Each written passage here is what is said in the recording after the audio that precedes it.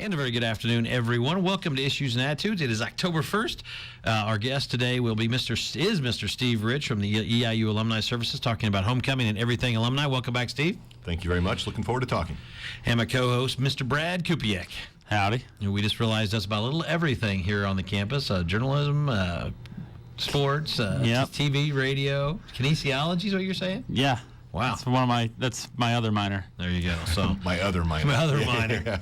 Things I never said in college. We can make a whole show of that. There you go. Well, Steve, let's talk a little bit. First of all, homecoming is a couple of weeks away, but really it's going to gear up, starting next week. Let's talk about the alumni and homecoming and what people can expect next week on the campus. I know the Student Homecoming Committee and the Student Life Office they've done for many, many years, have just a full week of activities planned. For alumni specifically, things tend to gear up more on Friday. And we have a special group back every year. This year it's Student Publications, and so we've got a lot of former writers from the different pubs on campus coming back. Looking forward to that.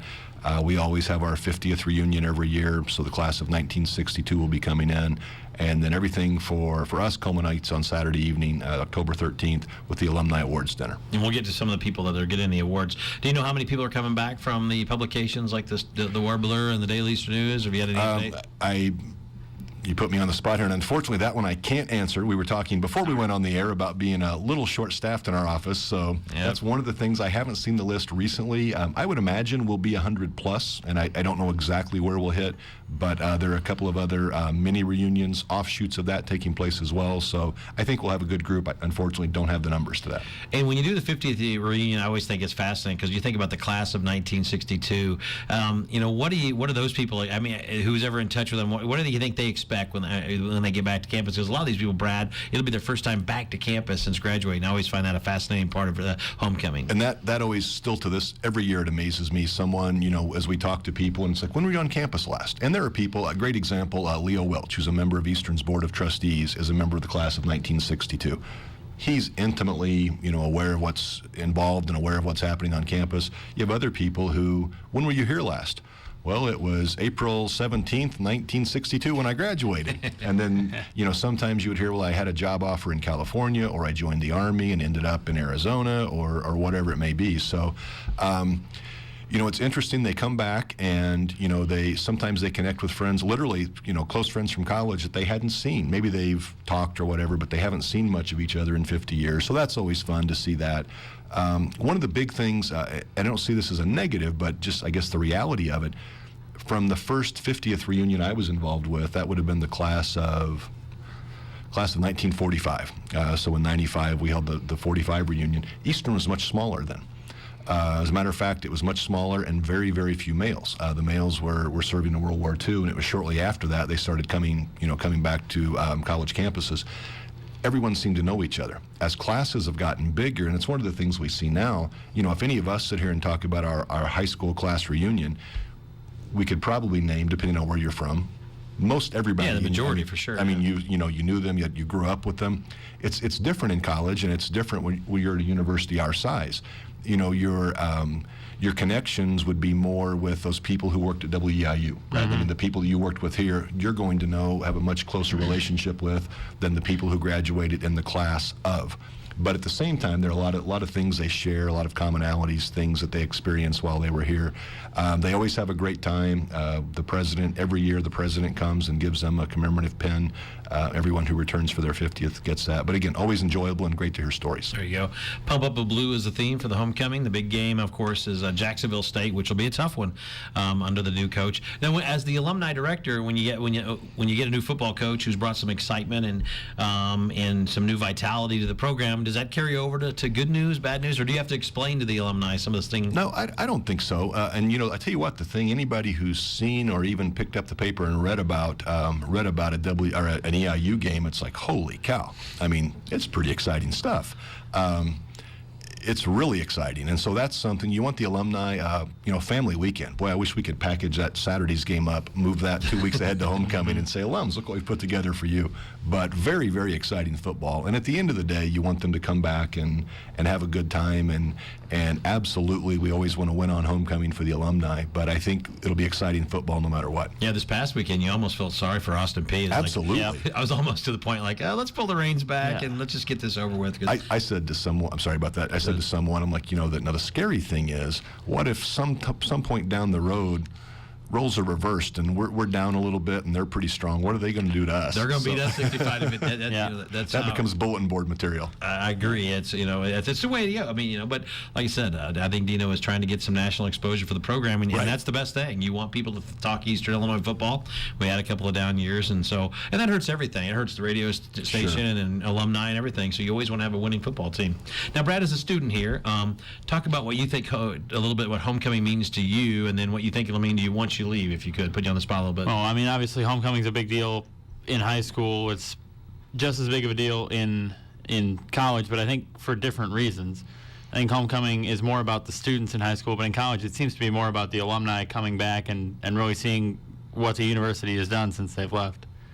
And Steve, how big, when you talk about the Alumni Association here, I mean, do you have any numbers, like how many people you guys stay in touch with on a weekly, monthly basis? I mean, talk numbers-wise. We do a number of different things, and I guess that's really one of the important things, and we try to remind ourselves all the time, there's not one thing to do to keep in touch with alumni.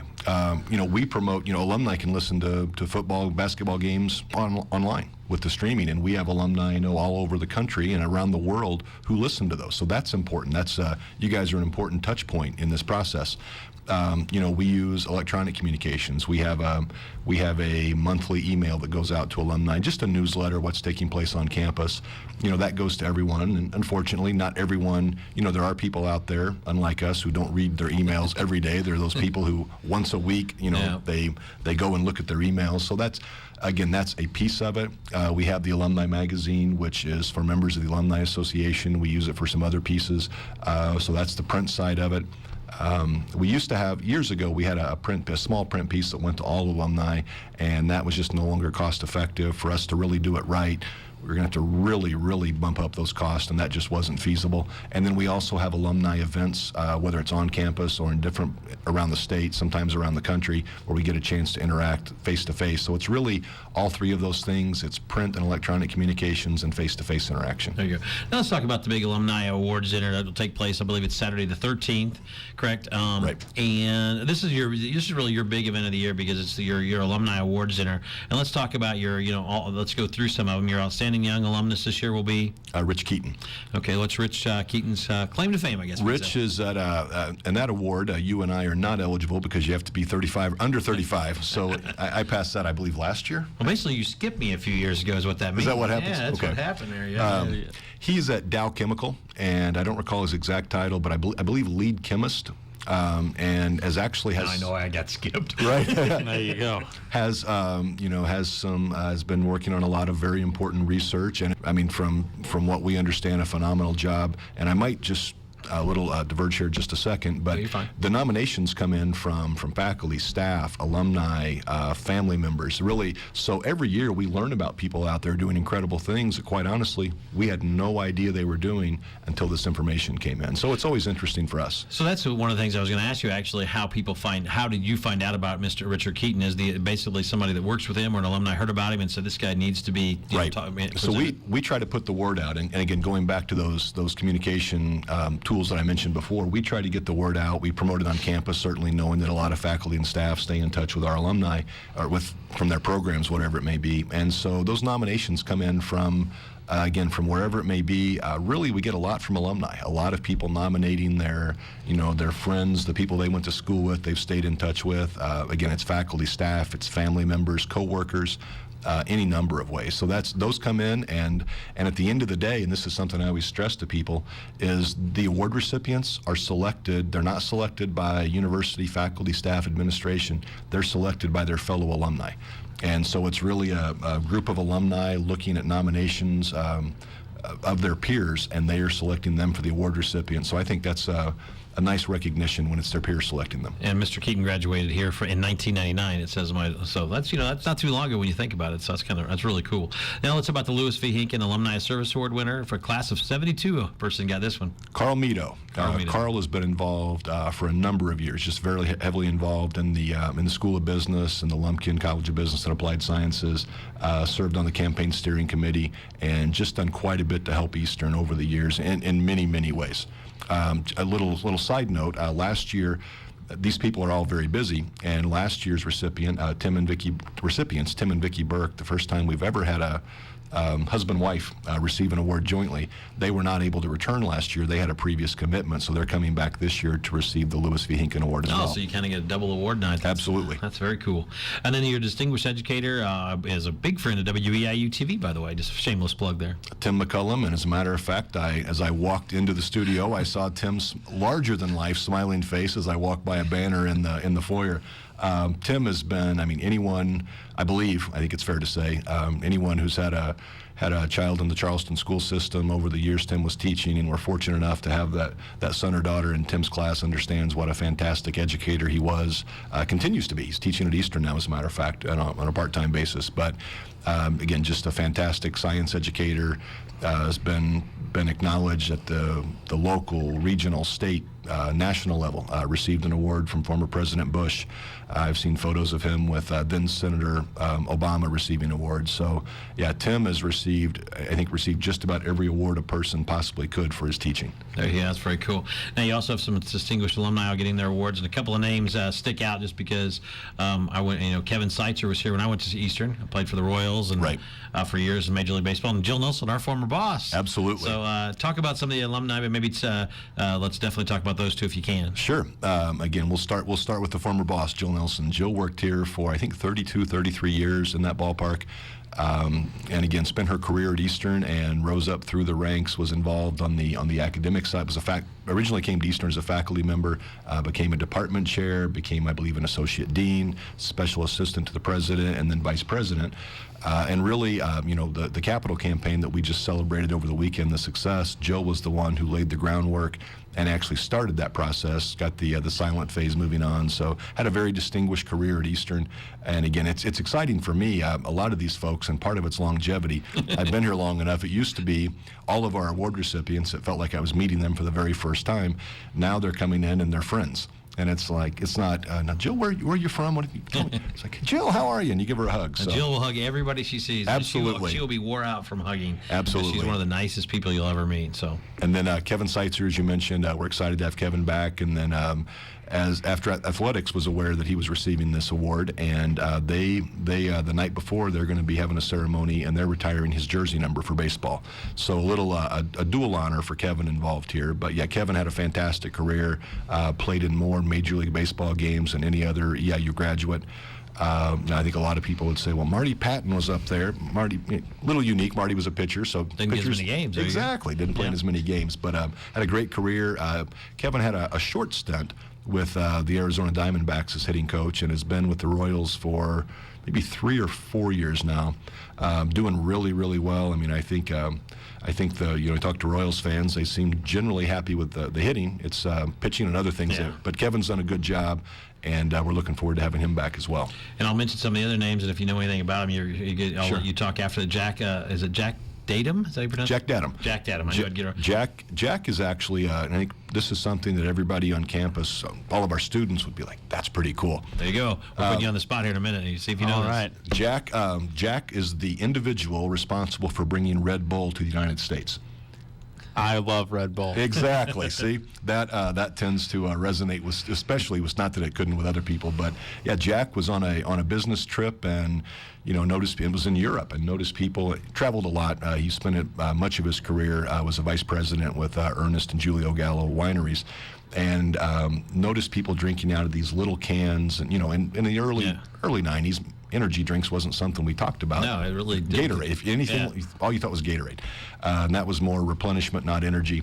And so he started, tracking down, figuring out where this product was coming from, and ended up speaking to the founder and owner of the company, who said, we're a small operation. There's no way we could expand to North America. But give me your contact information. We'll stay in touch.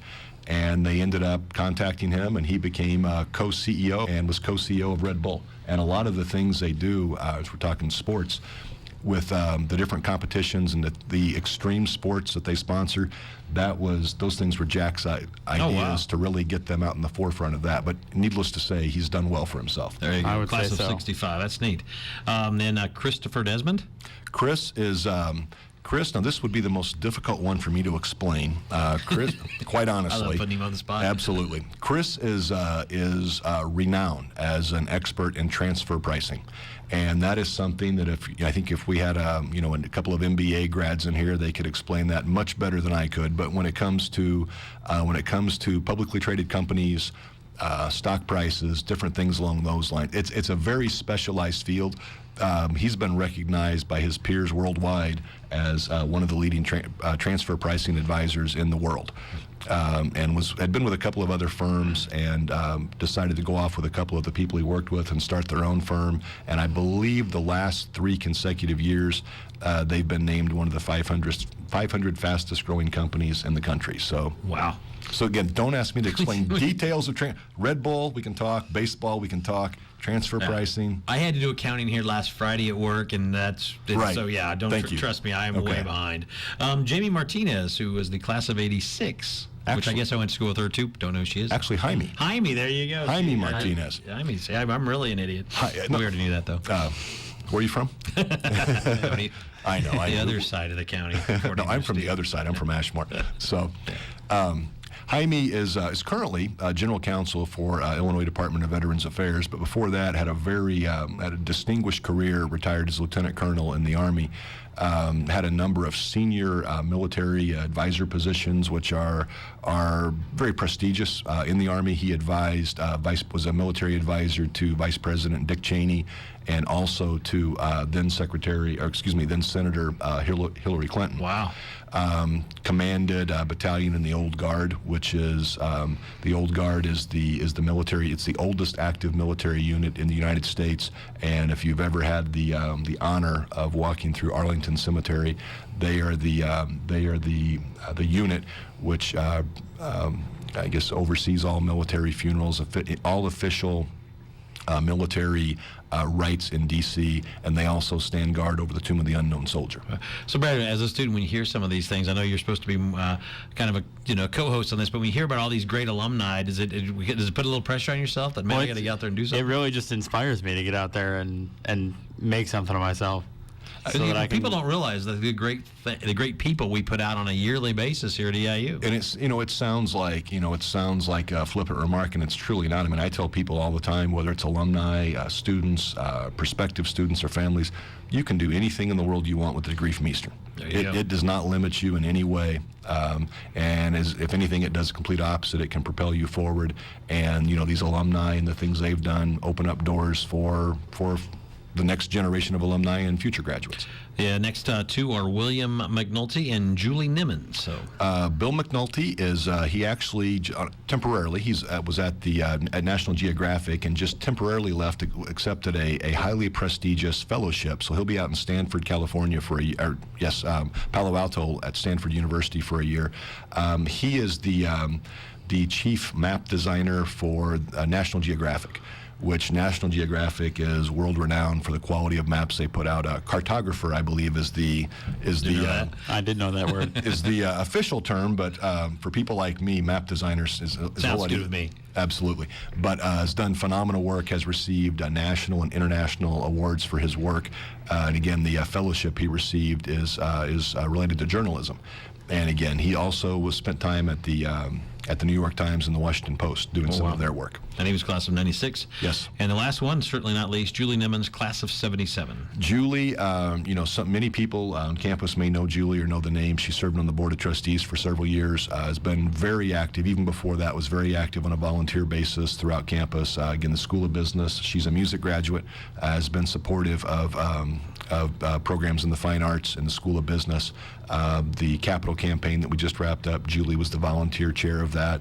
And really, I think the award, a lot of that had to do with her role as the president and co-owner of Shut Sports, which is, manufacturer of football helmets, face mask, baseball, softball helmets, basketball goals. Oh, I've seen that equipment. name a lot of places. Yeah, Absolutely. Yeah. And she was, one of the things. The first time I ever heard about Julie was, and this is a name that goes back. Rick Samuels, former basketball coach. Several years ago, Rick and I were in the locker room, and said something about Julie Emmons. And I'm like, I don't know the name. And he's like, well, I just got this magazine. It was a publication he had received, and it mentioned Julie in there, and there was a photo of her. And she had just been elected as the first female president of the Sporting Goods Manufacturers Association, Wow. which had been a male-dominated industry for many, many years, and she rose to the top of that. And in her bio, as Rick was reading this, he read in her bio she was an Eastern graduate.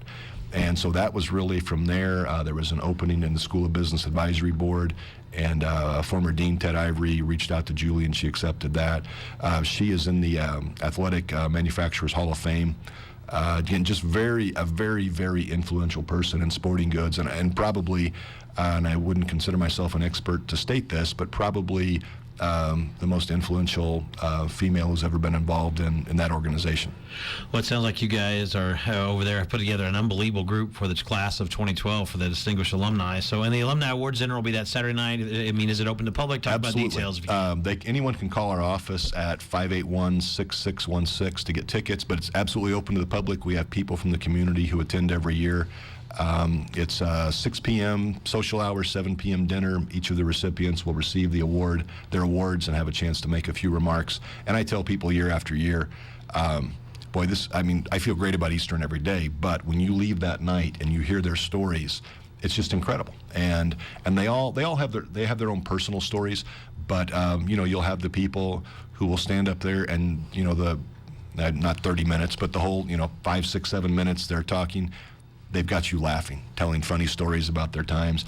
There are the others who will stand up there and they're not choking back tears. They'll have tears in their eyes as they're talking about this individual. If it wasn't for this one person on campus, this faculty member, this staff member, this mentor who made a difference, they wouldn't be where they are today. It really reinforces and reminds us why we're all here. Well, just in our short time just now, I mean, going through these award winners, I mean, it's incredible, some of these people, what they've done. I mean, I didn't know, I just knew some of the names, but I didn't know all the details. That's pretty fascinating. Would you agree, Brad? Yeah, it just blows my mind how many very influential people and how many people have gone so far and done so much coming from Eastern Illinois. You talked a couple times in there about the capital campaign that just wrapped up, and obviously you exceeded your goal. Talk about, I know you had like a little event on Friday night. Right. Talk about that and how great it was to know that you've achieved that goal, or you were part of a goal. Fantastic. Again, it was, originally, and I won't go into all the details, but started off, we were talking about this, and, and I mentioned Jill was instrumental, Carla Watson, a lot, and the volunteers we talked about. As we started with this, there was a $40 million goal is really sort of where that started. And, we had Bob Martin came in, from the early phases. Bill Perry came in where Lou Hinken had been involved early on, former president. And as you start talking about this, and it's like, let's go to 45. Let's go to 50 million. Sounds like our boss here. And suddenly people are like, oh, 50 million. Yeah, we've never done that before here at Eastern. So, and ended up, again, crossing 60. And certainly some of that, just to be very clear, I think everyone understands, there's certainly a significant amount of cash there. There are also a lot of commitments, pledges that people say, I will, I intend to provide X. Yeah. Some estate giving in there as well. But and that's how all campaigns, so I don't mean, that's how all campaigns track those numbers. So again, very significant for Eastern.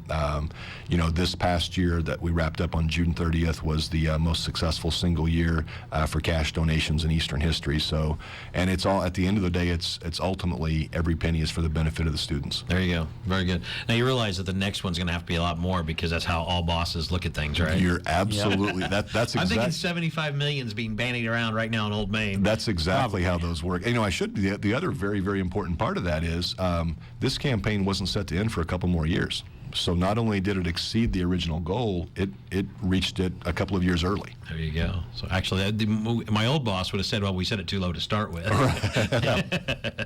Andrew, we got about 4 minutes left. Let's talk a little bit about, I know there'll be Tent City. There's a golf outing. We haven't talked about the parade, so if you could touch on those what you know about those. Sure. Something I believe 3-4 years ago, athletics started the homecoming golf outing, which we think is just a wonderful complement to everything going on. Ourselves, we wouldn't have the opportunity to play because there's so many things going on, but for alumni who want to come back a little bit earlier, instead of waiting until the parade starts Saturday morning, but come back on Friday, take part in the golf outing. I know that alumni who do take part absolutely just love that.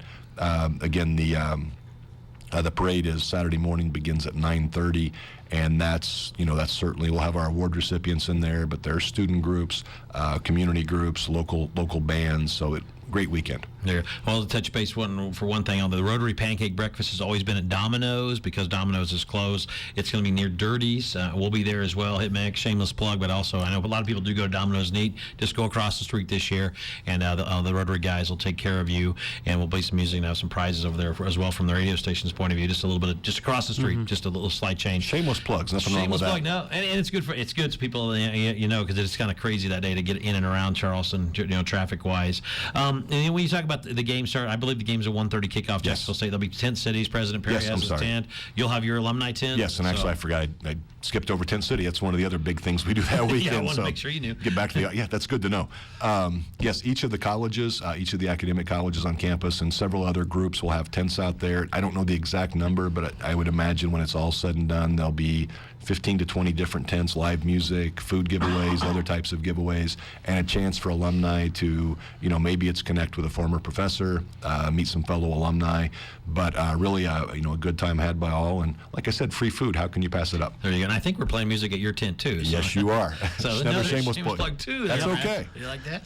That's after we escape from Dirty's and get over to the Tent City. Nothing wrong with shameless self-promotion. No, it's all good. It's all good. That's a good weekend. I know. And we just want the weather to be just like it was last Saturday. Oh, that was perfect. beautiful. Perfect. The weather, Gorgeous. the score, everything. Yeah. And I was in here board hopping the game. There you go. It was beautiful out. I got to tell you, was. Saturday was a good day. It's a good day. A couple minutes left. Let's change subject to what we call the world famous 8 questions. We'll go Steve, then Brad. All right. All-time favorite president. Boy.